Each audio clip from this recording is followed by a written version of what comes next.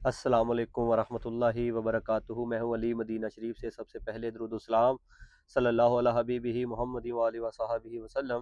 ماشاءاللہ، جیسے آپ کے پہلے بھی خدمت میں چھوٹی چھوٹی زیارات کی ہسٹری اور لوکیشن لے کے آتے رہتے ہیں، آج پھر ہم ایک کنویں کی زیارت کی ہسٹری اور لوکیشن لے کے آپ کی خدمت میں حاضر ہوئے ہیں۔ ویڈیوز کو پورا دیکھنا ہے اور ماشاءاللہ لوکیشن بھی پورا طریقے سے آپ نے سمجھنی ہے۔ ماشاءاللہ آج ہم جس زیارت کی ہسٹری لے کے آئے ہیں اس کا نام ہے بیر اریس۔ بیر کا مطلب کنواں، اریس ایک یہودی کا نام تھا، اس کا وہ کنواں تھا بیر اریس۔ بعد میں اس کا نام بدلا، وہ آگے انشاءاللہ ویڈیوز میں آپ کو بتائیں گے۔ اور سب سے پہلے تو اس کے بارے میں بتائیں کہ یہ کہاں پہ واقع ہے۔ یہ مسجد قباء، مسجد جو اسلام کی پہلی مسجد ہے، اس کے شمال کی طرف 50 ہاتھ کے فاصلے پہ یہ کنواں موجود ہے۔ اور یہ آپ کو جو تصویر میں دکھائی دے رہا ہے، یہ اس کا ایک بورڈ لگا ہوا ہے جس کے اوپر بیر اریس لکھا ہوا ہے۔ اس کے آگے ایک نمایاں پتھر لگا ہوا ہے جو یہ ظاہر کرواتا ہے کہ ادھر پہلے کوئی جگہ تھی۔ تو ماشاءاللہ یہ کنواں بیر اریس سے بیر خاتم کیسے پڑا؟ ہمارے نبی پاک صلی اللہ علیہ وسلم کا نام اس کی سیرت کی کتابوں میں آتا ہے کہ حضور علیہ الصلوۃ والسلام اس کنویں کے پاس جو ہے وہ کچھ ٹائم گزارا کرتے، جب مسجد قباء سے پیدل دوسرا جو ہے وہ مسجد نبی سے مسجد قباء کی طرف آیا کرتے، تو نفل ادا کرنے کے بعد اس کنویں کے اوپر بیٹھا کرتے تھے۔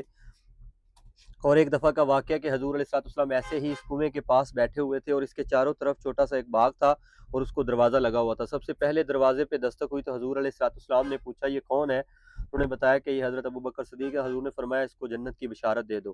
تو ماشاءاللہ اس کے بعد دوبارہ پھر دستک ہوئی تو وہ آ کے حضور علیہ الصلوۃ والسلام کے سیدھے ہاتھ کی طرف رائٹ سائڈ پہ بیٹھ گئے۔ اس کے بعد دوبارہ دستک ہوئی تو حضور علیہ الصلوۃ والسلام نے فرمایا یہ کون ہے؟ انہوں نے بتایا کہ عمر بن خطاب ہے۔ حضور علیہ الصلوۃ والسلام نے فرمایا ان کو بھی جنت کی بشارت دے دو۔ ماشاءاللہ تو حضرت عمر بن خطاب رضی اللہ عنہ آ کر حضور کی دائیں سائڈ پہ بیٹھ گئے۔ اس کے بعد جب تیسری دفعہ دستک ہوا نا تو حضور علیہ الصلوۃ والسلام نے فرمایا کہ کون ہے؟ تو انہوں نے کہا یہ عثمان غنی ہے۔ حضور علیہ الصلوۃ والسلام نے فرمایا ان کو مشکل آئے گی تو کہنا صبر کرنا۔